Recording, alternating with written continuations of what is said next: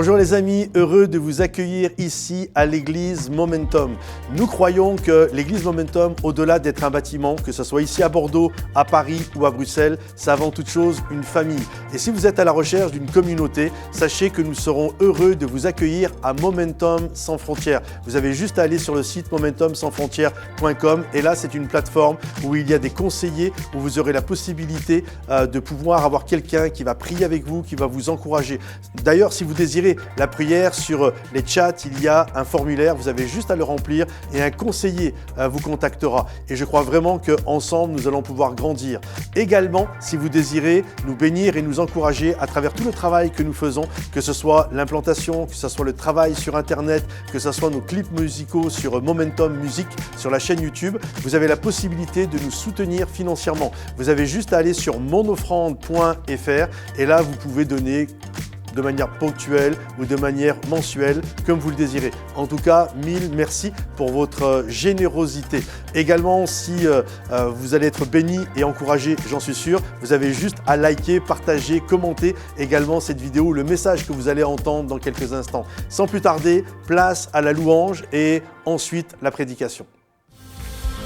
Bonjour Église Momentum, on est vraiment heureux. Bonjour à tous ceux qui nous rejoignent en ligne. On est vraiment heureux ce matin d'être présents ici pour célébrer le roi des rois. Est-ce qu'on peut taper des mains ensemble ce matin? Et on va déclarer ensemble combien notre Dieu est grand. Alléluia!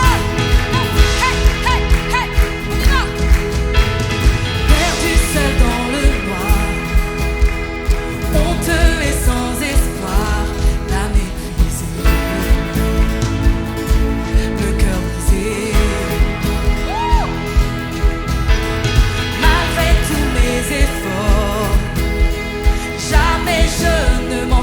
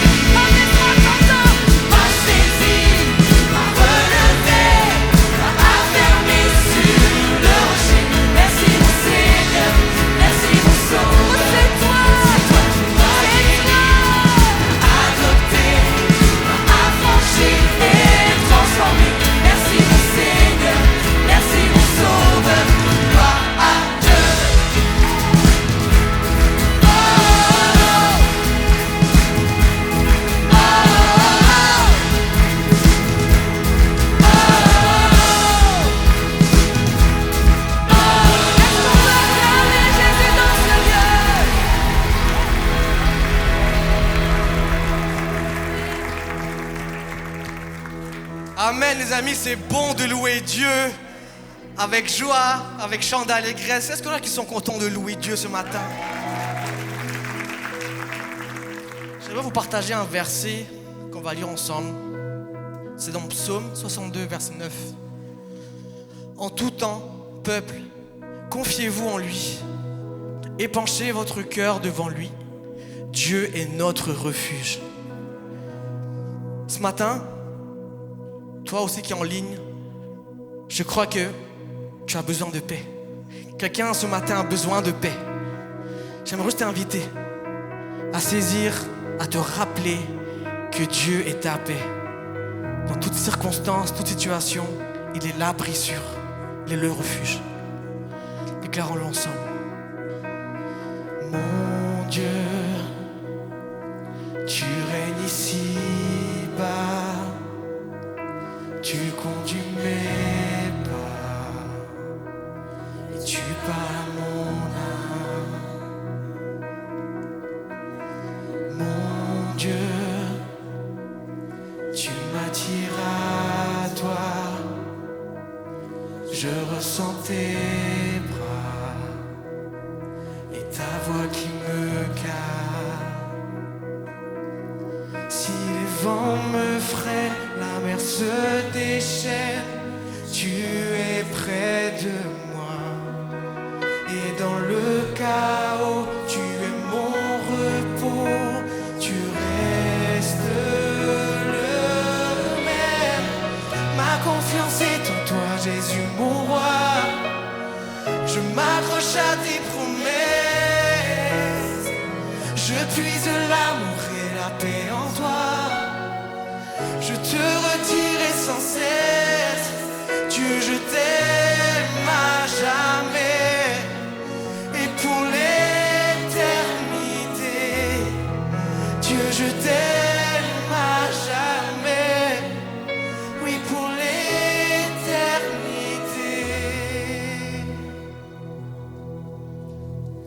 Mon cœur chante tes merveilles, toi l'ami fidèle, tu es mon sauveur. Ta grâce se répand du ciel, amour sans pareil, tu es mon Seigneur. Oh, dans l'obscurité, tu viens me guider, tu marches avec moi. Dans l'adversité, je peux résister, tu restes le même. Ma confiance est en toi, Jésus mon roi. Je m'accroche à tes promesses, je puise l'amour et la paix en toi. Je te redirai sans cesse, ma confiance est en toi, Jésus mon roi. Je m'accroche à tes promesses, je puise l'amour et la paix en toi. Je te redirai sans cesse, Dieu je t'aime à jamais et pour l'éternité. Dieu je t'aime à jamais et pour l'éternité.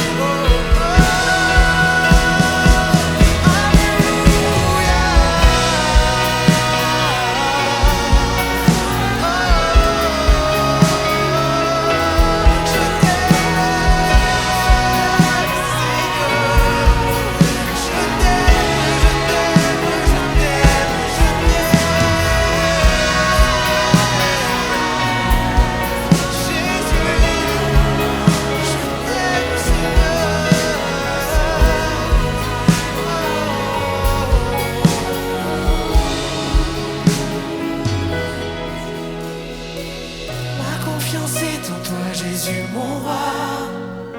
Je m'accroche à tes promesses. On déclare-le. Je puise l'amour et la paix en toi. Je te redirai sans cesse. Ma confiance est en toi, Jésus mon roi.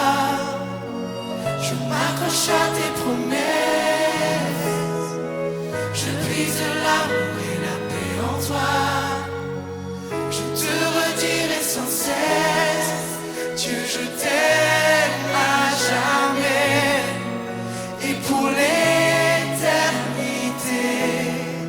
Dieu, je t'aime à jamais et pour l'éternité. Dieu, je t'aime à jamais et pour l'éternité. Dieu, je t'aime à jamais et pour l'éternité.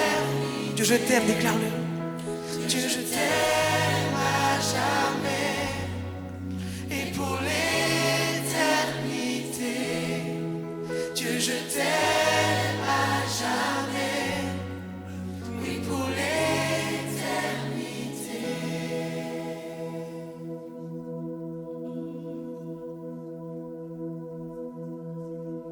Et les anges acclament. Tu es saint, l'univers proclame. Tu es saint, tu es glorifié. Dieu très saint, à jamais tu es saint. Et les anges acclament, et les anges acclament. Tu es saint, l'univers proclame. Tu es saint, tu es glorifié. Dieu très saint, à jamais tu es saint. Et les anges acclament, et les anges acclament. Tu es saint, l'univers proclame. Tu es saint, tu es glorifié. Dieu très saint, à jamais tu es saint. Tout ton peuple crie. Tu es saint.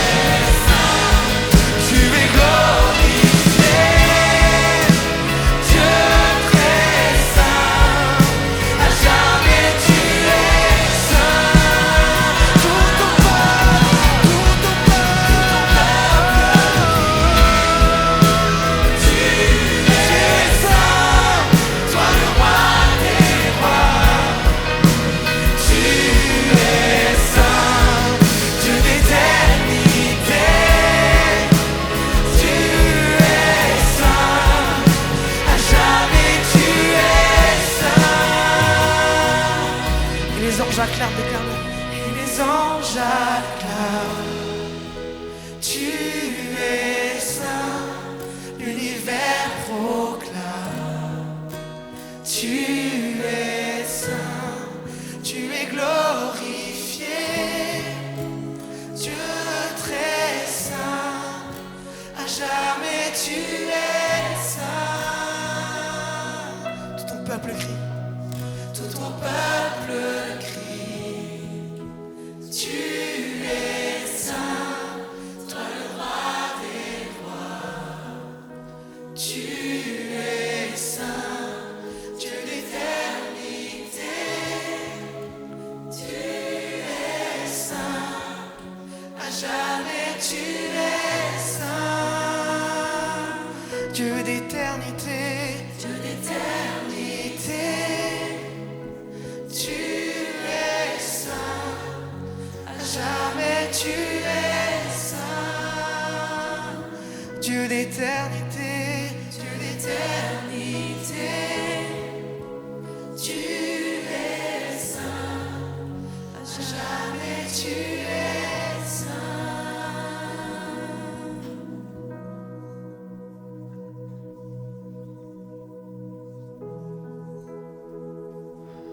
Oui, notre Dieu est saint, il est merveilleux, il a accompli toutes choses pour chacun de nous. C'est tellement bon de pouvoir être dans la présence de Dieu, tellement bon de pouvoir connecter avec lui. Comment ne pas être dans la joie dans ces moments? Comment ne pas être dans la joie alors qu'on est là et qu'on est dans sa présence, alors qu'on l'adore, alors qu'on lui apporte notre louange? Comment ne pas être dans la joie quand on réalise ce que Jésus a accompli pour chacun de nous? On va prendre un temps tous ensemble pour prendre la Sainte Seine. Les éléments vont passer, gardez-les dans vos mains. On veut réaliser ensemble ce matin ce que Jésus a accompli pour chacune de nos vies. Et comment ne pas être dans la reconnaissance, comment ne pas être dans la joie quand on réalise l'œuvre que Jésus est venu accomplir pour chacune de nos vies. Ce matin, j'aimerais vous partager un passage dans Hébreux 10 qui nous raconte et qui nous explique qu'est-ce que Jésus a gagné pour nous. Qu'est-ce qu'il a obtenu à la croix pour nous? La réalité dans laquelle on était et la réalité dans laquelle nous sommes maintenant. Hébreux 10. La loi, en effet, possède une ombre des biens à venir et non l'exacte représentation de la réalité. Elle ne peut jamais, par l'offrande annuelle et toujours répéter des mêmes sacrifices, conduire à la perfection ceux qui y participent. Sinon, n'aurait-on pas cessé de les offrir? Ceux qui rendent ce culte, purifié une fois pour toutes, n'auraient en effet pas du tout conscience de leurs péchés. Mais en réalité, le souvenir des péchés est rappelé chaque année par ces sacrifices, car il est impossible que le sang des taureaux et des boucs enlève les péchés. Voilà la réalité de l'alliance dans laquelle nous étions. Quelque chose d'imparfait, quelque chose qui avait besoin d'être pleinement terminé. C'est pourquoi, en entrant dans le monde, Christ dit « Tu n'as voulu ni sacrifice ni offrande, mais tu m'as formé un corps. Alors j'ai dit « Me voici, je viens. » Dans le rouleau du livre, il est écrit à mon sujet « Pour faire, ô Dieu, ta volonté. » Il a d'abord dit, tu n'as voulu et tu n'as accepté ni sacrifice, ni offrande, ni holocauste, ni sacrifice pour les péchés, qui sont pourtant offerts conformément à la loi. Et ensuite, il a déclaré, me voici, je viens, ô Dieu, pour faire ta volonté. Il abolit ainsi le premier culte pour établir le second. Et c'est en raison de cette volonté que nous avons été rendus saints par l'offrande du corps de Jésus-Christ, une fois pour toutes. Quelle joie, quelle grâce. Est-ce que ce matin, ton cœur est en joie en réalisant que ce que Jésus a accompli, il l'a accompli une fois pour toutes. Une fois pour toutes. Tout prêtre se tient chaque jour debout pour faire le service et offrir fréquemment les mêmes sacrifices qui ne peuvent jamais enlever les péchés. Tandis que Christ, après avoir offert un seul sacrifice pour les péchés,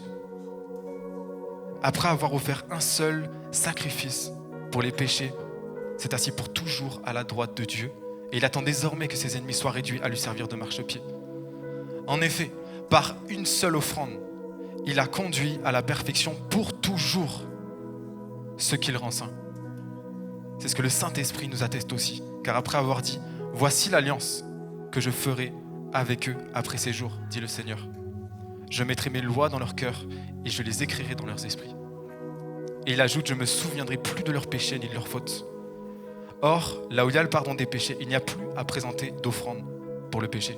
Ainsi, frères et sœurs, nous avons par le sang de Jésus l'assurance d'un libre accès au sanctuaire. Cette route nouvelle et vivante, il l'a inaugurée pour nous au travers du voile, c'est-à-dire de son propre corps, de ce qu'il est venu souffrir à la croix. Et de plus, nous avons un souverain prêtre établi dans la maison de Dieu.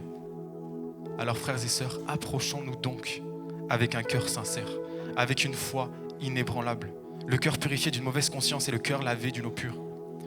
Retenons fermement l'espérance que nous proclamons, car celui qui a fait la promesse est fidèle. Celui qui a fait la promesse est fidèle. Il est venu accomplir pleinement l'œuvre. Il n'a pas reculé sur le chemin de la croix. Il n'a pas reculé devant les souffrances, parce qu'il voulait gagner cette réalité, cette relation que nous pouvons avoir avec chacun de lui.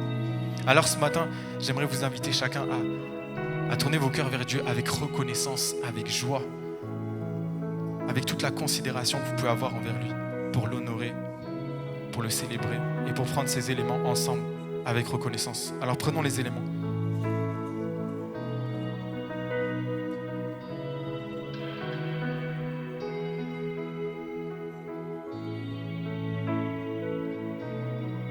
Et alors que tu as pris les éléments, je veux t'inviter à commencer à t'adresser à ton Dieu, à commencer à lui exprimer ta reconnaissance, à lui exprimer combien il est digne de louange, combien il est digne d'adoration. Fais-le avec tes propres mots. Commence à faire monter ta voix, à lui dire combien tu l'aimes, combien tu es reconnaissant pour cette œuvre qu'il a accomplie, combien tu es reconnaissant qu'il n'est pas reculé sur le chemin de la croix, combien tu es reconnaissant qu'il a été juste au bout et que si ça avait été que toi, il y aurait été quand même. Exprime-lui ta reconnaissance, exprime-lui ta joie, qu'on puisse faire monter d'une seule voix notre adoration, notre révérence, notre louange à ce Jésus qui a tout accompli pour nous. Seigneur Jésus, merci pour ta grâce. Merci Seigneur parce que tu as été juste pour chacun. Merci Seigneur parce que le Seigneur est parfaite et qu'elle nous donne l'accès à tout. Merci Seigneur parce que tu es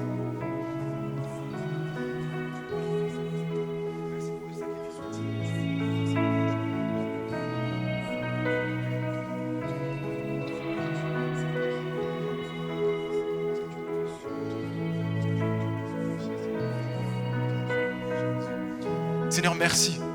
Merci pour ce que tu as accompli. Merci pour ton œuvre parfaite à quoi il ne manque rien. Tu l'as menée à la perfection pour racheter chacune de nos vies, pour que nous puissions être à nouveau connectés à toi, pour que nous puissions à nouveau avoir une relation avec Dieu le Père. Alors merci pour ce que tu as fait pour nous.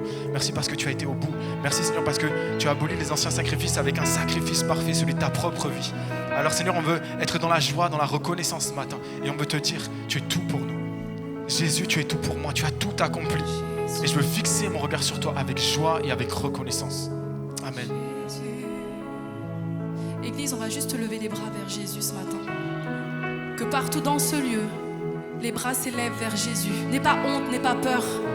C'est juste un geste d'abandon. Et on va le déclarer ensemble. Jésus, tu es tout pour moi.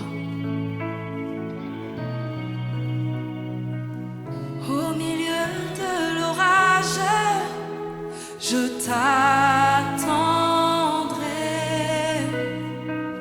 Si l'angoisse fait rage, je resterai.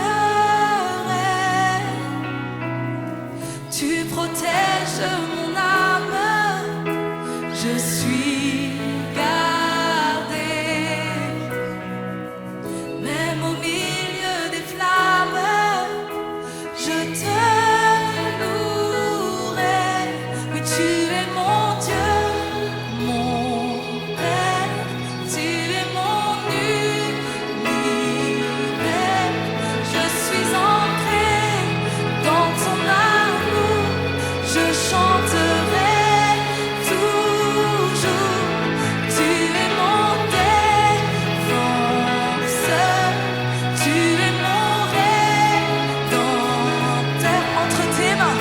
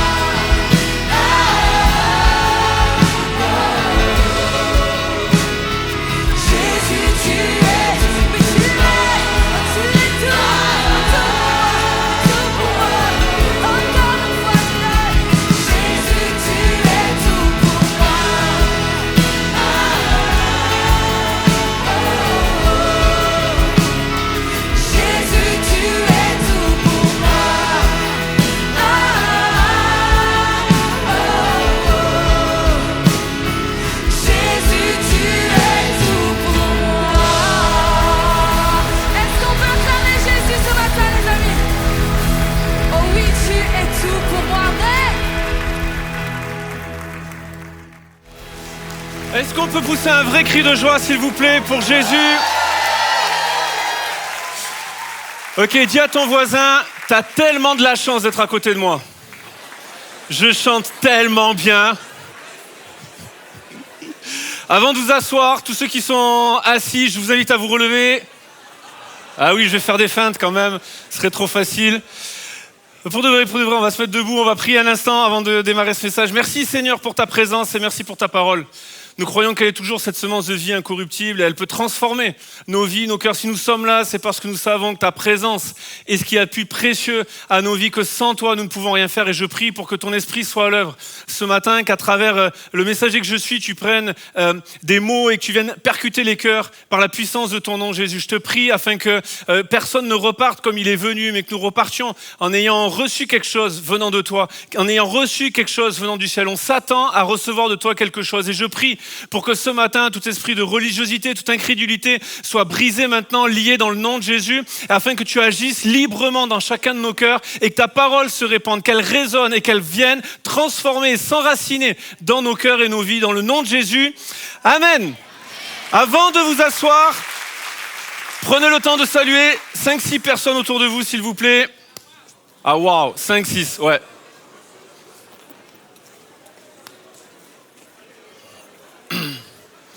Juste 5-6, hein, pas 500-600. Très heureux aussi de pouvoir accueillir toute l'église qui est en ligne, si on peut applaudir et accueillir chaleureusement tout Momentum sans frontières. Je le dis vraiment, ils sont très actifs sur les commentaires à chaque week-end et vraiment vous êtes précieux, vous êtes aussi la famille. Je vais continuer donc la thématique de l'année sur la famille, mais la thématique du début d'année sur les fondations. Et je suis heureux de pouvoir poursuivre ce message, cette thématique des fondations. Je ne sais pas si parmi nous, il y a des gens qui ont déjà construit leur maison. Il y en a qui ont déjà construit leur maison? Non, personne? Ok, si un jour vous construisez votre maison, vous verrez qu'avant de mettre le toit, les murs et toutes les fenêtres, la première chose que vous allez faire, c'est que vous allez mettre Parce que sans fondation, il ne peut pas y avoir de maison solide. Même, les fondations sont nécessaires pour que la maison tienne debout. Que tu mettes un étage, 3 étages, que tu mettes de plein pied, que tu mettes 150 mètres carrés de surface au sol ou 3 mètres carrés, peu importe, si tu veux que la maison survive aux intempéries, il faut que les fondations soient solides. D'ailleurs, c'est Jésus qui va le dire dans son premier discours qu'on trouve dans les évangiles, et c'est là où tous les étudiants de Momentum Academy je vais réveiller certains cauchemars, parce qu'on va parler, les amis, du sermon sur la montagne, et c'était leur devoir. Il y a juste quelques semaines en arrière sur le royaume de Dieu. Et je sais que c'est le devoir qu'ils ont préféré avant celui de la kénose. Donc, et pour la question, avant que vous veniez me voir, oui, je suis en train de corriger vos devoirs, vous en faites pas, ça va bien se passer. Mais en tout cas, dans le premier discours qu'on trouve dans les évangiles, Matthieu 5, 6 et 7, il y a le sermon sur la montagne et Jésus va conclure son message avec la chose suivante. Il va dire, quiconque entend les paroles que je dis et les met en pratique, il est semblable à un homme sage qui a bâti sa maison sur le roc. Le vent a soufflé, les torrents sont venus, la tempête a surgi, mais la maison est restée debout.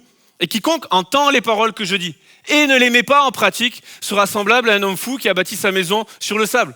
La tempête est venue, les torrents se sont déversés, la pluie est tombée, le vent a soufflé et la ruine de la maison a été grande. La promesse avec Jésus, ce n'est pas qu'il n'y aura jamais de tempête dans nos vies, mais que la maison va rester debout. Dis à ton voisin, il va y avoir de la tempête dans ta vie.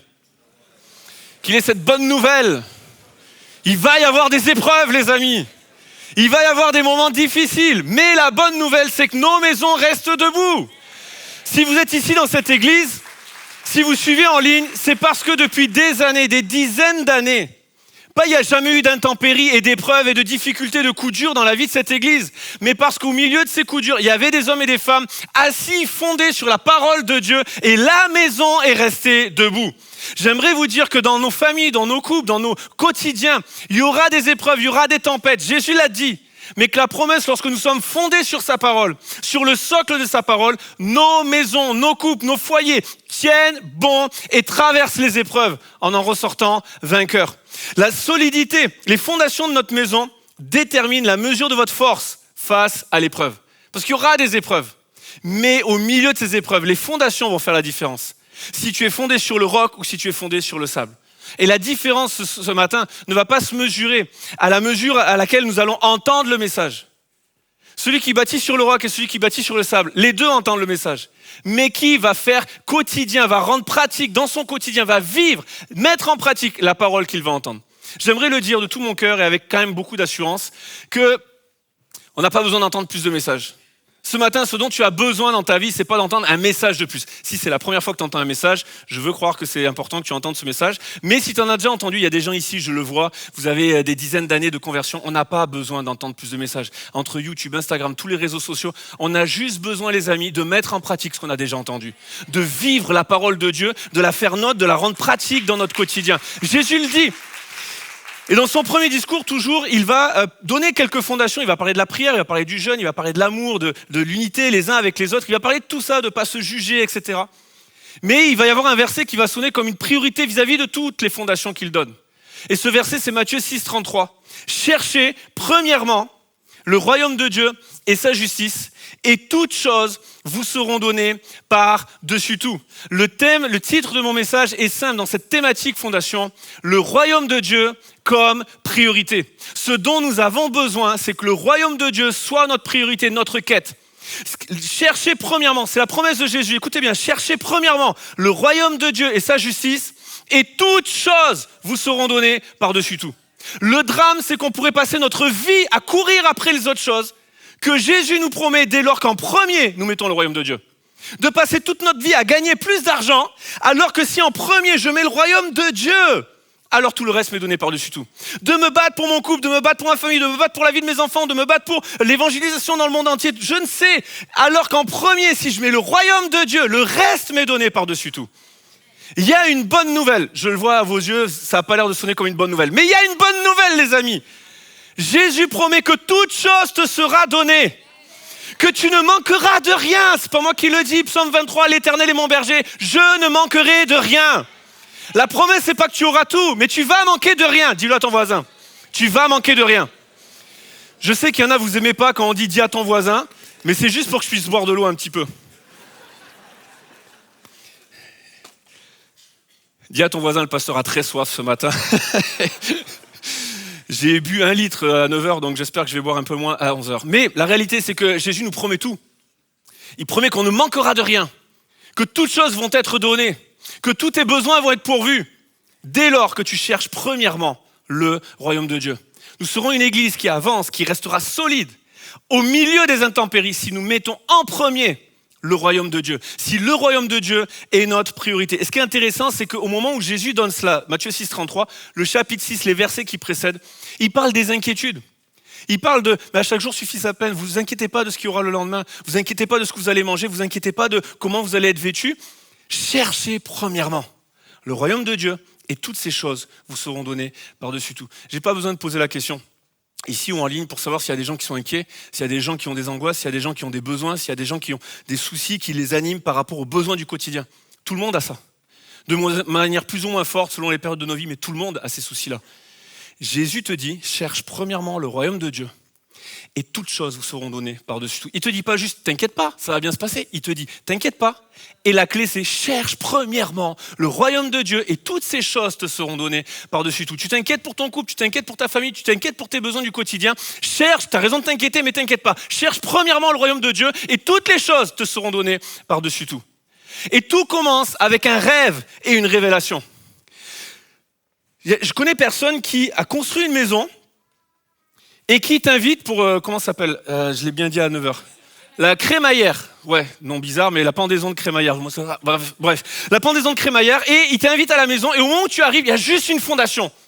Il n'y a pas de mur, il n'y a pas de porte, il n'y a pas de salon, il n'y a rien. Il y a juste une fondation. Tu prends la personne pour un fou, on est d'accord?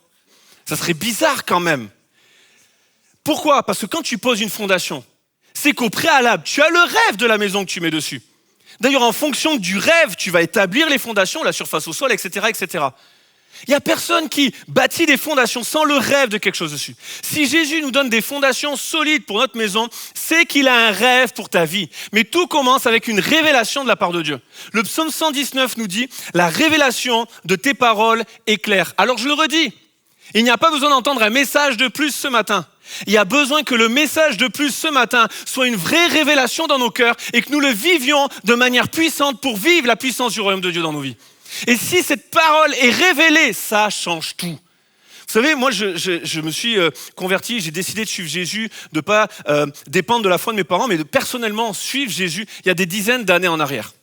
Je sais, ça vous surprend, j'ai l'air très jeune, mais des dizaines d'années en arrière quand même, j'ai décidé de suivre Jésus personnellement. Mais il y a eu le jour où j'ai décidé de suivre Jésus, et il y a eu le jour où j'ai compris la réalité du royaume de Dieu. Et ça ne s'est pas passé du tout en même temps. Pendant des dizaines d'années, j'ai suivi Jésus sans comprendre la puissance du royaume de Dieu. Le jour où j'ai compris la puissance du royaume de Dieu, il y a des choses qui ont véritablement changé dans ma vie. Et mon désir, c'est que ce matin, les uns et les autres, ici ou devant un écran, nous puissions vivre la puissance du royaume de Dieu. Nous puissions réaliser la puissance du royaume de Dieu. Que notre priorité soit le royaume de Dieu. Bon, normalement, à la fin de l'heure, vous rirez un grand amen retentissant. Mais ce qui fait la différence, c'est cette révélation. Dans Hébreux chapitre 11, on nous parle de personnages qu'on appelle les héros de la foi. On a plusieurs personnages qui sont cités, c'est par la foi qu'un tel, c'est par la foi qu'un tel. Et tous ces héros de la foi, très liés d'ailleurs, c'est intéressant à voir que tous les accomplissements et les héros n'étaient pas par rapport à des géants et des grands miracles, mais souvent en lien avec la famille. Et il y en a deux qui attirent mon attention par rapport au fait du besoin d'une révélation qui vient du ciel. Noé, divinement averti des choses qu'on ne voyait pas encore, construisit une arche pour sauver sa famille. Les parents de Moïse, qui virent que l'enfant était beau aux yeux de Dieu et ne craignirent pas l'ordre du roi, ils l'ont caché pour que quelques 80 ans plus tard, il devienne le grand libérateur qui sort le pays d'Israël du pays d'Égypte, le peuple d'Israël du pays d'Égypte. Mais le point de départ, c'est qu'il y a des parents qui ont reçu des révélations qui venaient du ciel, divinement avertis des choses qu'on ne voyait pas encore. La réalité du royaume de Dieu, c'est que les hommes et les femmes qui composent l'Église, nous avons besoin de chercher le Seigneur, de chercher les révélations qui viennent du ciel. Pas de connaître plus la parole de Dieu dans la tête, mais de la vivre plus profondément. Que cette parole soit révélée, que nous nous appuyons et que tout ce que nous faisons, entreprenons, pensons, en tant qu'Église, en tant que couple, famille, peu importe, dans nos vies individuelles, que ça soit fondé sur la révélation de la parole de Dieu. Noé divinement averti des choses qu'on ne voyait pas encore. Et Paul dit aux Corinthiens, ce que l'œil n'a point vu, ce que l'oreille n'a point entendu, ce qui est point monté dans nos cœurs, Dieu veut le révéler par l'Esprit à tous ceux qui l'aiment. Il y a un désir de Dieu de révéler ses rêves dans nos vies. Et j'aimerais vous le dire à toutes les personnes ici dans ce lieu, Jésus a un rêve pour toi. À toutes les personnes qui sont en ligne, et vous direz amen pour elles, Jésus a un rêve pour toi. Jean 10, 10. Je suis venu, c'est Jésus qui parle, pour que mes brebis aient la vie et qu'elle l'ait en abondance. Je prie pour que cette parole soit révélée dans nos cœurs. Jésus n'est pas venu pour que tu aies la vie et que tu sois sauvé seulement. Oui, mais pour que tu aies la vie et que tu aies la vie en abondance. Littéralement, le grec c'est périssos, c'est le même mot que le mot extraordinaire qu'il donne dans notre texte. C'est le même mot quand Paul dit « Dieu fait infiniment au-delà ». En fait, la vie que Jésus a pour toi, c'est une vie que tu ne peux pas quantifier, tu ne peux pas mesurer, tu ne peux pas la restreindre, tu ne peux pas mettre à une fin. C'est au-delà de tout ce que tu imagines, que tu penses, que tu oses formuler, que tu oses demander. C'est au-delà encore, parce que Dieu fait au-delà de ce que tu peux imaginer ou penser. Et Jésus est mort pour cette vie-là. Non pas seulement pour que nous soyons sauvés, mais que nous ayons la vie et la vie en abondance. Et je sais ce qui se passe pendant que je vous parle. Je sais qu'il y a une lutte dans les pensées. Parce que jusque-là, beaucoup de personnes pensaient que tu étais sauvé et c'était bon. Mais j'aimerais te dire, c'est le plus grand mensonge que le diable peut mettre dans nos pensées. Que le salut suffit. Jésus veut que nous ayons la vie et la vie en extraordinaire, la vie en abondance, la vie en périssos, infiniment au-delà de ce que toi-même tu peux rêver. En fait, dans le texte Jean 10, Jésus parle qu'il est la porte des brebis et que les brebis passent par lui. Et le plus grand drame de nos vies, c'est que bien souvent, nous restons à la porte. En fait, on vient à Jésus, Jésus est la porte, on vient à la croix, on vient à Jésus et on reste à la porte. Et on contemple la porte, et on contemple la croix, et on contemple l'œuvre de la croix, et on adore la croix, et on magnifie la croix, mais on ne vit pas toute la vie que Jésus a pour nous. Quel est le message que Jésus avait pour nous ? Les évangiles nous disent que Jésus prêchait la bonne nouvelle du royaume de Dieu. Alors j'ai une question pour nous. Souvent, moi j'ai entendu, et je l'ai compris pendant longtemps, vraiment pendant des années, que la bonne nouvelle du royaume de Dieu, c'était que Jésus était venu mourir à la croix pour le pardon de nos péchés. Avant que vous quittiez cette pièce, oui, Jésus est mort à la croix pour le pardon de nos péchés. Mais la Bible dit que Jésus prêchait la bonne nouvelle du royaume de Dieu lorsqu'il était sur la terre. Du coup, j'ai une question. Si Jésus prêchait la bonne nouvelle du royaume de Dieu avant qu'il monte sur la croix, il prêchait quoi ? Il ne pouvait pas prêcher la croix. Il leur disait pas rendez-vous dans 3 ans, 2 ans et demi, Golgotha, je meurs à la croix pour vous. Mais du coup, il prêchait quoi ? Et là, je vois à vos yeux que vous voulez la suite du message parce que vous voulez savoir c'était quoi. Luc chapitre 4 nous dit « L'Esprit du Seigneur est sur moi, dit Jésus, parce qu'il m'a oint pour annoncer une bonne nouvelle aux pauvres. Il m'a envoyé pour guérir ceux qui ont le cœur brisé, pour proclamer aux captifs la délivrance, aux aveugles le recouvrement de la vue, pour renvoyer libres les opprimés, pour publier une année de grâce du Seigneur. » La bonne nouvelle du royaume de Dieu, c'est que oui, à la croix, tu peux être pardonné de tes péchés, mais qu'en plus, tu peux avoir une vie en abondance où les captifs sont libérés, les opprimés sont délivrés, les cœurs brisés sont restaurés, les malheureux ont une bonne nouvelle qui les réjouit. Il y a une année de grâce sur ta vie. C'est tout ça la bonne nouvelle du royaume de Dieu. Jésus prêchait ce message avant même de mourir à la croix. Les apôtres prêchaient ce message après que Jésus soit monté sur la croix. Pas seulement la bonne nouvelle du salut, il y a plus pour ta vie. Dis-le à ton voisin et s'il te plaît, sois convaincant. Il y a plus pour ta vie. Et le plus grand mensonge que le diable peut faire, c'est de nous tenir captifs avec des demi-vérités. Je le dis souvent. Mais de nous faire croire que Jésus est venu pour que tu sois sauvé de tes péchés. Oui, c'est vrai. Mais c'est une partie de la vérité. Parce que Jésus veut que tu aies la vie, mais il veut que tu aies la vie en abondance. Et que dans l'église, il y ait la vie, mais qu'il y ait la vie en abondance. Que dans l'église, il y ait des baptêmes, des gens qui se sont convertis, des gens qui ont décidé de suivre Jésus, mais que dans nos vies, il y ait la vie en abondance. Que les gens qui viennent avec des liens, avec des addictions, avec des captivités, repartent libres et libérés.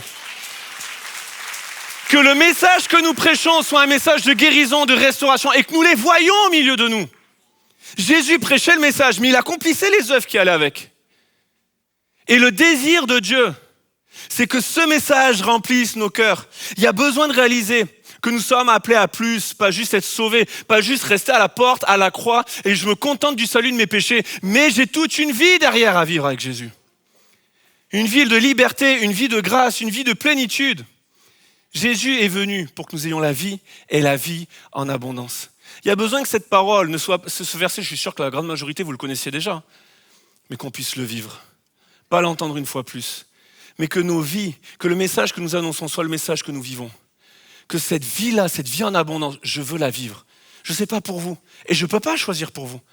Mais je veux vivre cette vie en abondance. Je ne veux pas passer ma vie à me contenter de si peu, alors que Jésus a beaucoup plus pour moi. Et un des plus grands mensonges du diable, c'est de nous faire croire, pendant des années, je l'ai cru, que le royaume de Dieu, c'était une fois que tu as fini ta vie sur terre et tu bascules dans l'éternité, et là, au ciel, tu entres dans le royaume de Dieu. Faux. Ça, c'est vrai, c'est le royaume de Dieu, mais le royaume de Dieu commence avant. Jésus a dit, quand il est arrivé sur la terre, le royaume de Dieu s'est approché de vous, il est au milieu de vous. Donc le royaume de Dieu, c'est pas une fois que tu es mort et que tu es au ciel et que tu es dans l'éternité, c'est ici et maintenant sur la terre. Lorsque Jésus prêchait la bonne nouvelle du royaume de Dieu, il leur disait pas, une fois que vous serez morts, vous aurez le royaume de Dieu. Quiconque passe par moi et par l'œuvre de la croix, il entre dans le royaume de Dieu. Il naît dans le royaume de Dieu. Et j'aimerais te dire que le royaume de Dieu, ce n'est pas pour plus tard, c'est ici et maintenant. Et le diable nous fait croire que ce temps-là, c'est juste un temps où tu subis ta vie, où tu es limité, où tu es restreint, alors qu'il y a une puissance dans ta vie, c'est celle du Saint-Esprit, c'est celle du royaume de Dieu. Les captifs qui sont libérés. Mon désir, c'est qu'en tant que fondation, en tant qu'église, en tant que famille, nous puissions chercher premièrement le royaume de Dieu. Mais si ce que tu cherches, si ce que tu dois chercher, premièrement, c'est pour plus tard, ça n'a pas de sens. C'est maintenant, c'est ici. Nous sommes des ambassadeurs du royaume de Dieu. En tant qu'église, nous devons refléter ce message de liberté, ce message de vie, ce message d'espoir, qu'il y a plus pour chacun d'entre nous. Il y a plus, sans dépendre des circonstances. Il y a les soucis, il y a les inquiétudes, il y a la tempête, mais au milieu de ces choses, je vis la plénitude du royaume de Dieu. Il y a les soucis, il y a comment je vais m'habiller, comment je vais manger, et tous les soucis du lendemain. Mais si je cherche premièrement le royaume de Dieu, toutes choses me sont données par-dessus tout. Il y a cet appel à vivre cette puissance du royaume de Dieu. Et à réaliser que le royaume ne consiste pas en paroles seulement, mais en puissance. C'est ce que Paul dit aux Corinthiens, Corinthiens 80. Et ce qui est intéressant, c'est que ces mêmes Corinthiens, il leur dit dans les chapitres qui précèdent, quand il arrive à Corinthe, dans la ville de Corinthe pour la première fois, il leur écrit plus tard, il leur dit, quand je suis arrivé chez vous, c'était dans un état de crainte et de grand tremblement. Mais mon discours, mes paroles ne reposaient pas sur les discours persuasifs de la sagesse, mais sur une démonstration d'esprit et de puissance. Il y a besoin que nos vies, que nos familles, que notre Église soient fondées sur la puissance de Dieu. Et qu'on réalise que le désir de Jésus, c'est que nous poursuivions l'œuvre qu'il a commencée. Jean 14, 12. Celui qui croit en moi fera les œuvres que j'ai faites et il en fera de plus grandes encore. Il y a cet appel à continuer. Luc écrit l'évangile de Luc et les actes des apôtres. C'est le même auteur.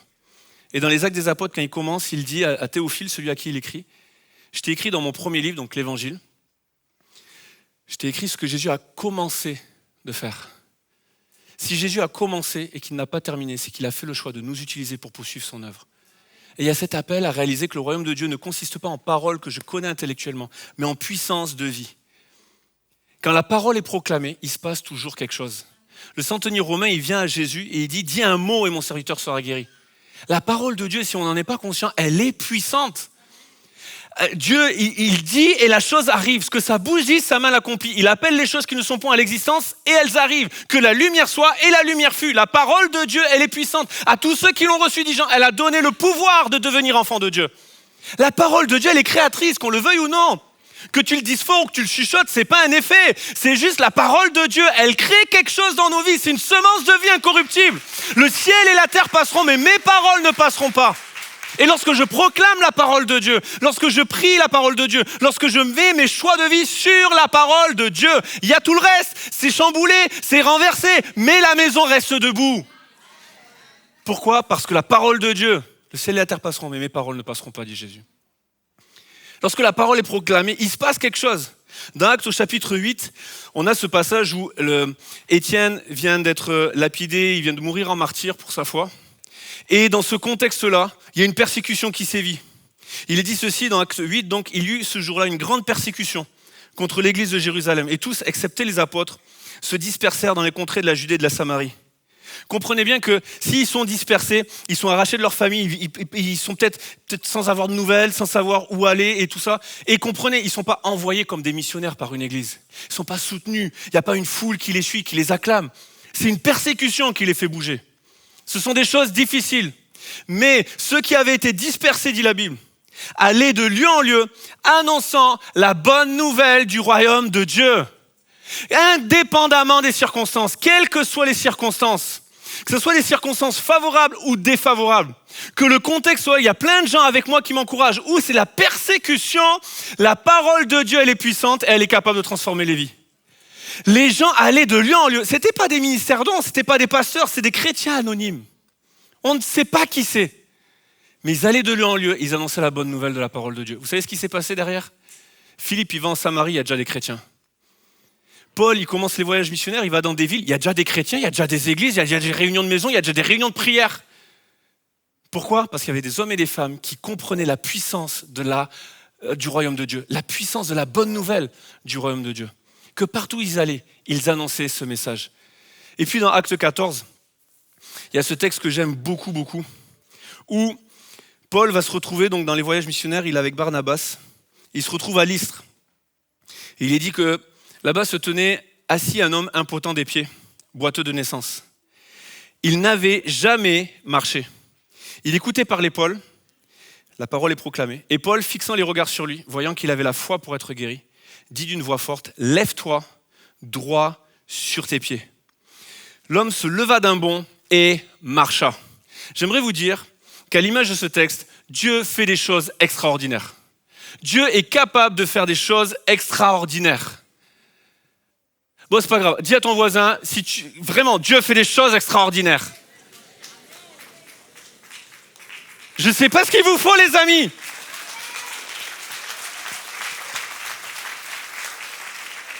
Le texte nous parle.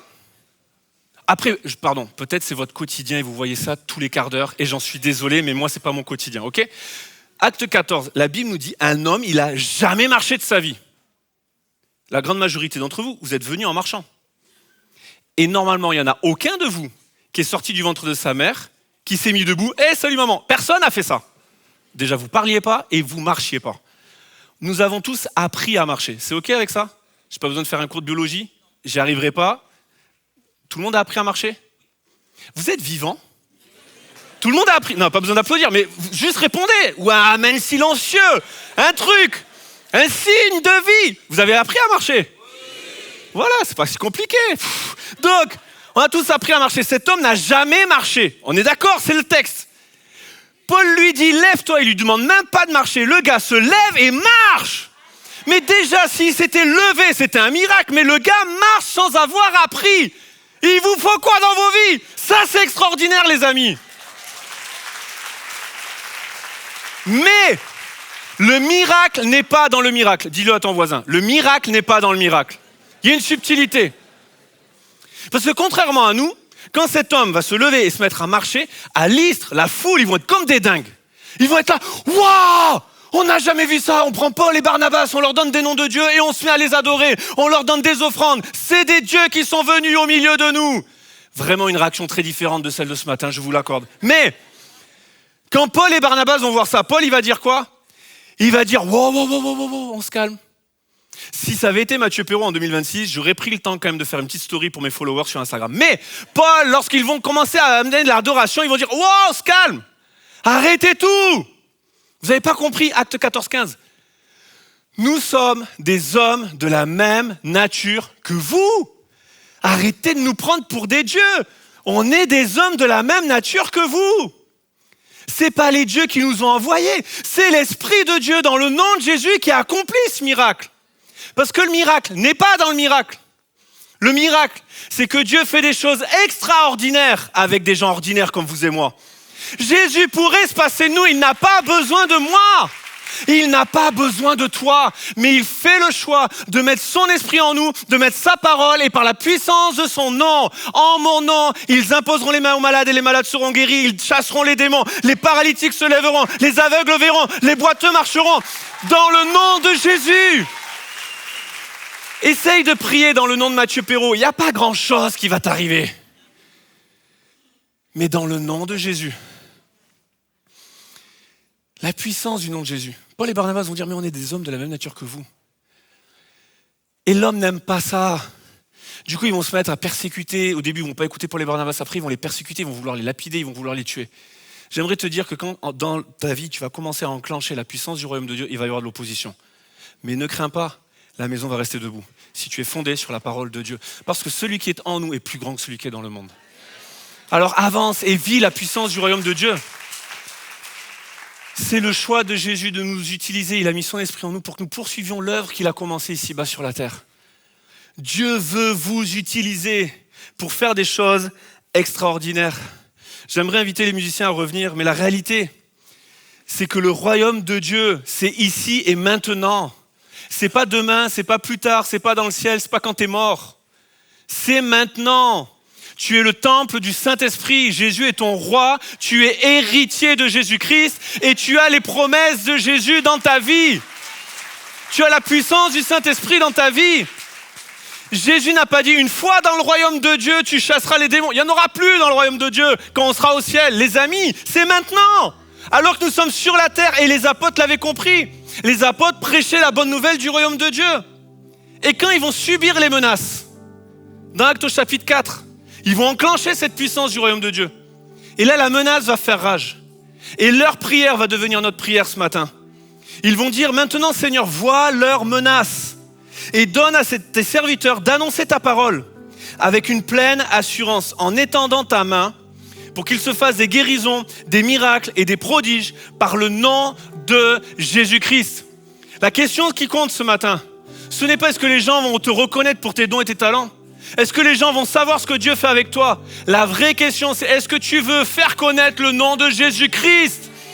Alors dans ces cas-là, la bonne nouvelle, c'est que le royaume de Dieu ne consiste pas en paroles seulement. Engage ta foi. Le royaume de Dieu consiste en puissance. Je ne sais plus si c'est... On va tous les ans en Inde, donc je ne sais plus si c'était il y a 1 an ou il y a 2 ans. Mais une des 2 fois, là, des dernières fois où on était en Inde, chaque fois qu'on va en Inde, il y a tout un programme sur plusieurs jours, sur plusieurs lieux, et on a comme un rituel qui s'est installé. Le premier jour, on va chez Pasteur Bama. Elle a une école dans l'un des plus grands bidonvilles du pays, et quelques 500 enfants qui sont là-bas. Et on passe toujours là-bas déjà parce qu'elle fait un chai latte incroyable. Et si tu n'as jamais bu le chai latte de Pasteur Bama, tu ne sais pas ce que c'est un chai latte. Et puis, on a une première réunion de prière avec elle. Et à la fin, le dernier jour, parce qu'elle est sur le chemin de l'aéroport, on passe toujours chez Pasteur Bama pour boire un dernier chai latte de l'année et puis pour dire au revoir aux enfants et tout ça. Et donc il y a 1 an ou 2, je ne sais plus, on va là-bas et dans la réunion de prière qu'on a avec l'église sur place, et c'est là où l'église prend son sens, c'est le rassemblement de croyants. Et là où 2 ou 3 sont assemblés dans le nom de Jésus, il est là au milieu d'eux. Ça va pas beaucoup plus loin. Et alors que nous étions dans cette réunion, comme j'aime le faire, j'aime qu'à la fin on puisse, si je partage la parole ou non, mais qu'à la fin on puisse avoir un temps de prière les uns pour les autres. Je ne vais pas dans l'intention qu'on va prier, on va leur montrer. Non, on va prier les uns pour les autres.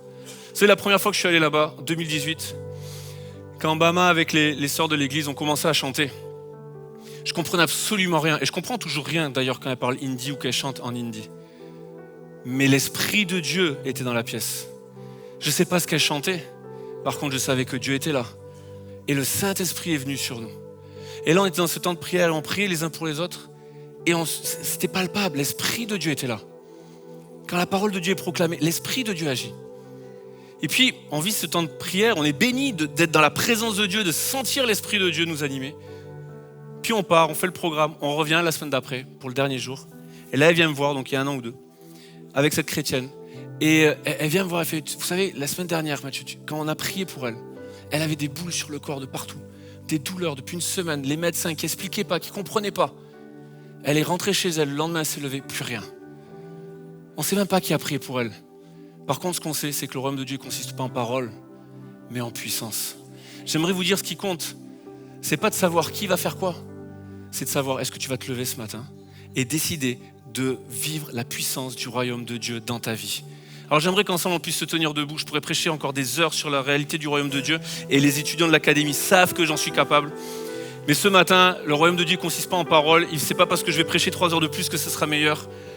Mais c'est en puissance. Et c'est l'Esprit de Dieu qui agit. C'est le nom de Jésus qui est puissant.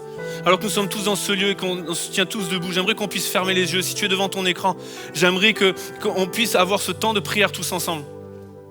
Et que la prière des apôtres soit notre prière. Je prie, Seigneur, afin que le royaume de Dieu soit ma réalité de vie quotidienne. Pas seulement un message de plus que j'ai entendu, mais que je veux le vivre. Et plusieurs dans ce lieu, vous êtes venus avec des soucis, des inquiétudes, et ce dont vous avez besoin, c'est que Jésus, le roi des rois, vienne installer son règne dans vos vies. C'est de chercher premièrement le royaume de Dieu. Des chrétiens qui sont là depuis 30 ans, 40 ans, et qui découvrent, qui ont besoin de cette métanoïa, de ce changement de mentalité, afin de recevoir le royaume de Dieu dans leur vie. Ils avaient Jésus, ils étaient à la croix, ils étaient à la porte, mais ils sont passés à côté de leur vie. Il n'est jamais trop tard pour vivre la vie que Jésus il a pour toi. Alors partout dans ce lieu, lorsque tout le monde a les yeux fermés, je ne vais pas demander de lever la main, mais directement, toutes celles, tous ceux qui veulent vivre la puissance du royaume de Dieu, qui veulent chercher premièrement le royaume de Dieu et sa justice, venez sur le devant, quittez les allées, quittez les rangs et venez sur le devant. On s'est préparé pour imposer les mains et prier pour chacun de vous. L'équipe pastorale, l'équipe des leaders de groupe extension, groupe de croissance, les équipiers de prière, venez sur le devant un maximum, approchez-vous au milieu. Ne restez pas dans les allées, on va prier pour vous. Et avec ce chant, on va déclarer le Saint-Esprit est là. Et par sa puissance, il agit. Approchez-vous un maximum sur le devant. Il y a trop de gens dans les allées, ce sera dur de prier pour eux. Si tu es en ligne, demande les commentaires, remplis le formulaire de prière. On va te contacter, on va prier avec toi, on va prier pour toi. Dans le nom de Jésus, je prie maintenant pour que la réalité du royaume de Dieu s'installe. Oui, Père, que ton règne vienne. Dans le nom de Jésus, que les maladies s'enfuient. Que les cœurs brisés soient restaurés. Alléluia. Déclarons-le avec ce chant. L'atmosphère change ce matin. Parce que l'Esprit de Dieu est là. Tous les leaders de groupe de croissance, les équipiers de prière, venez prier pour ceux qui sont devant. Venez imposer les mains s'il vous plaît. Il y a trop de gens qui sont là. On est trop peu nombreux pour le faire. Venez prier. Alléluia. L'atmosphère change. Il y a transfert entre ciel et eau quand il descend.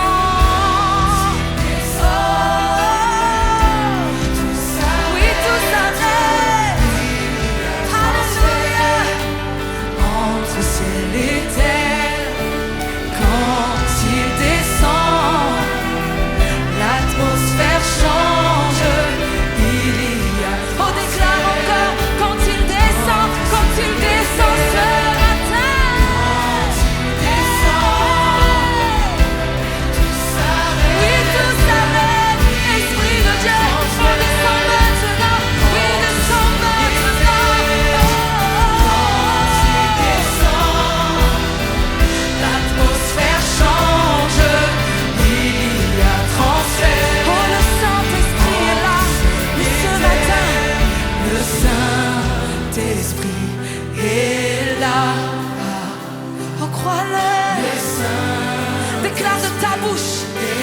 Saint-Esprit est là.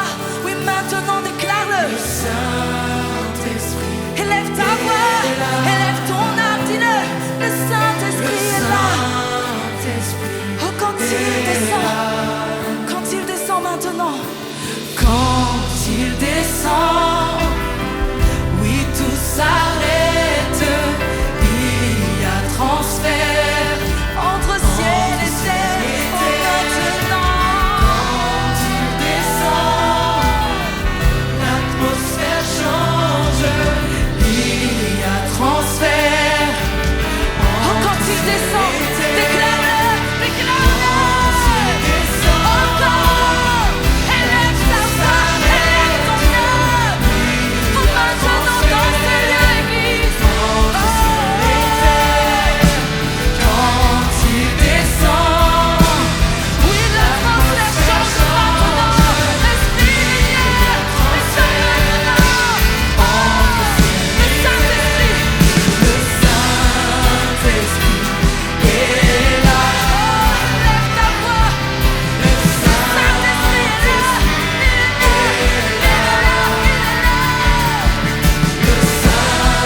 Saint-Esprit est là. Le Encore une fois, dis-le. Le Saint-Esprit est là et il vient te toucher. En maintenant, Esprit de Dieu.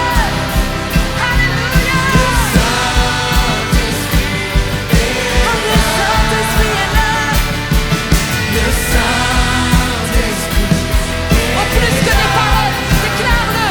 Que ce soit une marche de ton cœur ce matin. Oh, les maladies. Les maladies s'enfuient, les aveugles voient, les paralytiques sautent de joie. Les stériles enfants, les sourds entendent. On reçoit ce matin. Encore une fois. Les maladies s'enfuient, les aveugles voient, les paralytiques sautent de joie.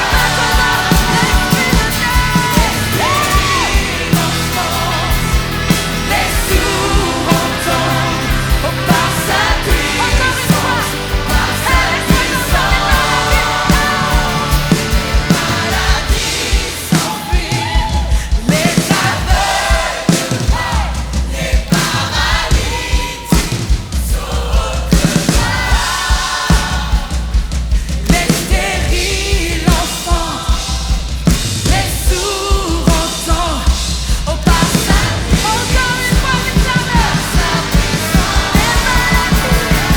Les maladies s'enfuient, les aveugles voient, les paralytiques sautent de joie. Les stériles entendent, les sourds Par sa puissance. par sa puissance. Oh, par ta puissance, par ta puissance, Seigneur, par ta puissance, au Saint-Esprit ce matin, par ta puissance, on va le déclarer ensemble, par sa puissance, il transforme, par sa puissance, il guérit, oh, par sa puissance, il renouvelle, par sa puissance, il agit, oh, par sa puissance. Oh, déclare-le ce matin. Il transforme, par sa puissance, il guérit, oh, par sa puissance, il renouvelle, mais par sa puissance, Oh, je veux t'entendre ce matin, Église Momentum, déclare-le. par sa puissance, il transforme,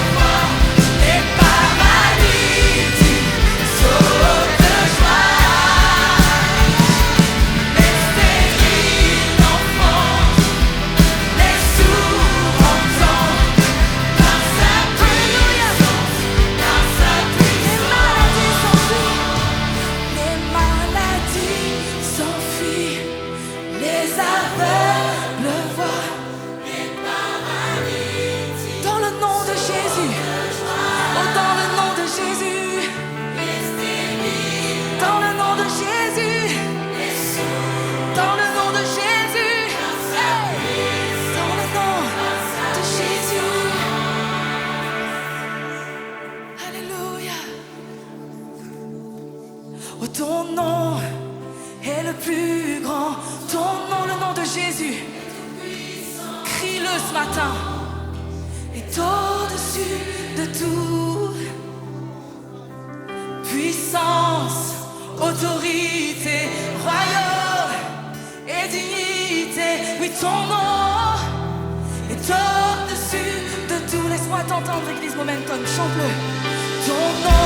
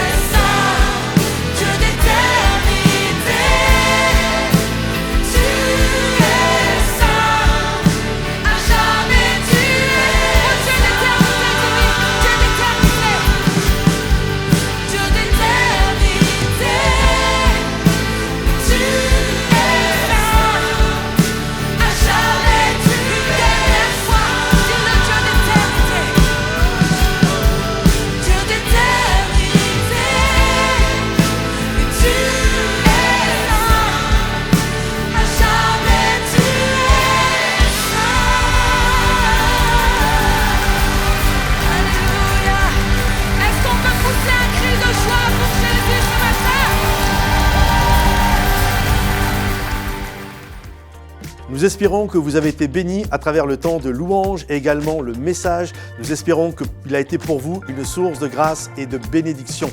Également, si vous avez besoin de prière, sur le chat, vous avez la possibilité de remplir le formulaire. Un conseiller va vous rappeler. Pensez également à liker, partager, commenter cette vidéo. Et pour tous ceux qui désirent nous soutenir, allez directement sur monoffrande.fr. Et merci pour votre générosité. Pour ceux qui veulent des ressources, tous les matins, on peut se retrouver. Je fais une petite vidéo d'inspiration de 3 minutes qui s'appelle Starter. Et c'est juste pour bien démarrer sa journée. Et également pour des temps de louange sur la chaîne YouTube. Vous avez Momentum Music. Et là, il y a tous nos albums, également des chants que nous faisons le dimanche matin. Soyez bénis, soyez encouragés et à bientôt les amis.